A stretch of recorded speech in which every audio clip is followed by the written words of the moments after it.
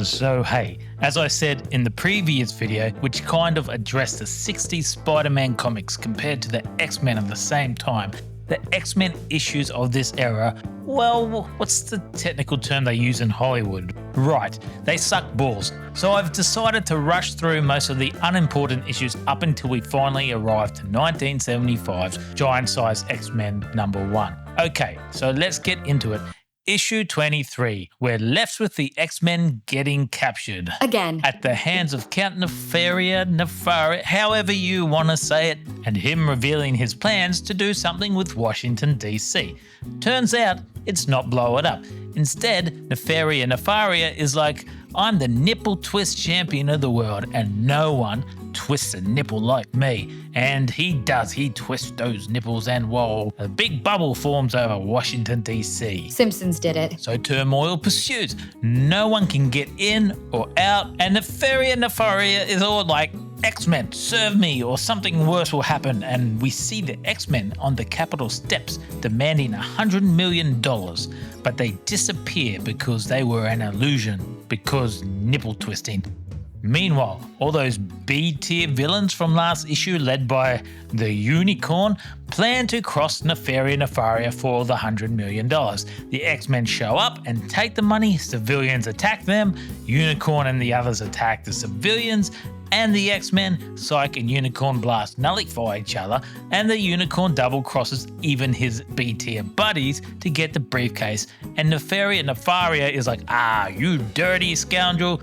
Eventually, Jean gets the briefcase back to Nefaria as a stranger, wrapped in a hat and scarf, waltzes in for the ultimate surprise. He is the new nipple twist champion of the world and twists those knobs so hard, and Nefaria is like, oh my god, nobody could have figured out my method, and McWheels is all like, I've never had a girlfriend so I practice in the mirror, and whoosh, the bubble goes down. And then he comes up with an excuse of how he built a device that suddenly allows him how to walk. What a cop-out. Meanwhile, Nefaria is like, I still have this briefcase, but nope, it disappears. McWheel's nipple twisted so well that he even made an illusion just like that.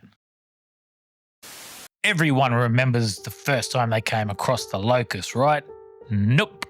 I guess there's a reason for that. What? How can we diss X-Men villains when Jean Grey is leaving the X-Men? Well, because we're not stupid, that's why. And we'll see if this even lasts more than one issue. Yes, Scott is finally mine. Not gonna happen. But do you know what they get Jean as a leaving present? After, helping them save the world and fighting side by side and risking her life? A corsage. What? Yep.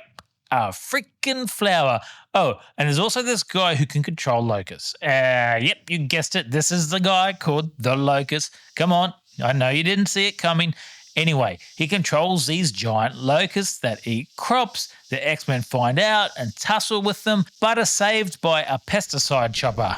Oh, and as a side note, at Jean's new college, there's an ex-professor that was fired the previous semester. One who was an expert in entomology, which is the studies of insects, by the way. What a coincidence. Was that sarcastic enough for you? You could do better. But there are some cool scenes. The army turns up and starts flame-throwing the giant bugs, but then some stranger with a walking stick turns up and berates the Locust and tries to make him do and see good. I'm not really sure what this is. I think it's meant to be like a Moses reference, but the Locust hits his giant array, and the two of the big bugs grow to the big bust sizes and try to make that sweet, sweet love to an actual bus in the way that only sexy time for bugs work. And then the X-Men push the bus and the bugs into a river. The X-Men save the Locust from plummeting in with it, and the Moses dude rubs his face in it, and it's revealed that Moses was really McWheels. Oh, Okay, this is a two-parter that really didn't need it. So there's this Latino guy who calls him El Tigre, right? And he considers himself a little bit of an archaeologist. But really, he's just a real jerk because he treats his henchmen badly. So they're like, let's kill him in his sleep. The best time to kill people. Right? So they don't fight back.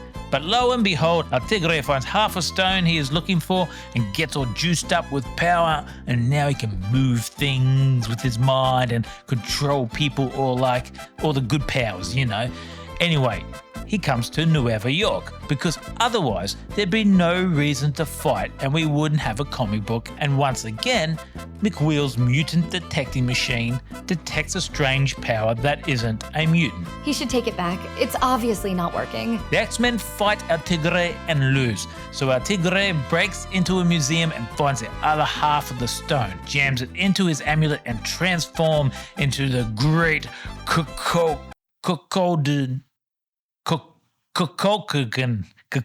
this guy.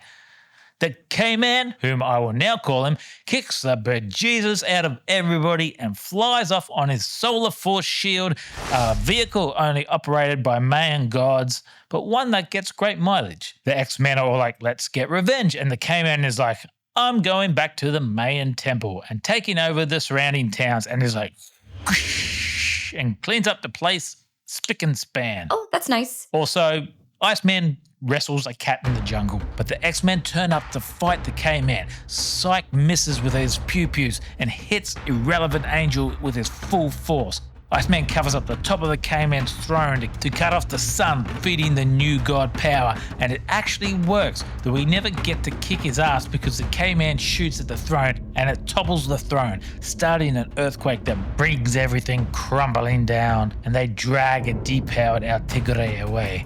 The only other important point is, as they're leaving, a semi-conscious but still irrelevant Angel opens his eyes to say that Psyche shot him on purpose, or because they're both in love with Jean. The Mimic returns. Remember him back in issue 19? I feel out of all the competing villains in the early X-Men era, I'm surprised the Mimic didn't go on to be something bigger.